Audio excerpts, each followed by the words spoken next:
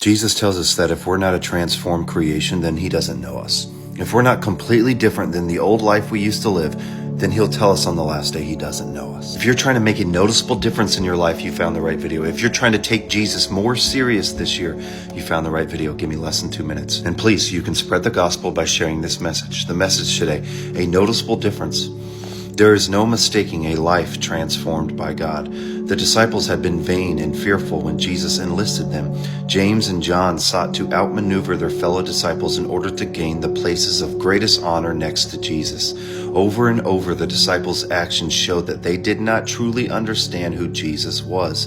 Even after 3 years with Jesus, Peter was afraid to confess Christ before a young servant girl. In fact, Peter did it 3 times. Anyone who knew these men would realize they were not the kind of people on which you would build a worldwide kingdom.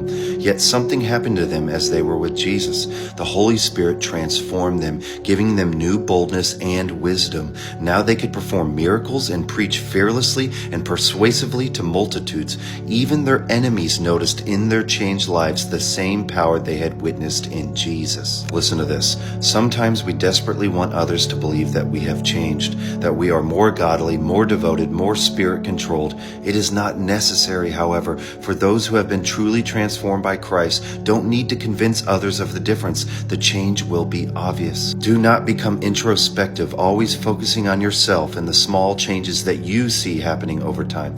As you walk with Jesus daily, let the witness of the changes taking place in you come from others and not from you.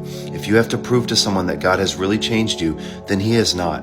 Those around you will surely notice when your life has been transformed by your relationship with Jesus. You hear that? You don't need to prove to others. Just follow Jesus and it'll come naturally. Guys, comment what you thought, share to somebody else, and let's have a God year in 2026. Peace out.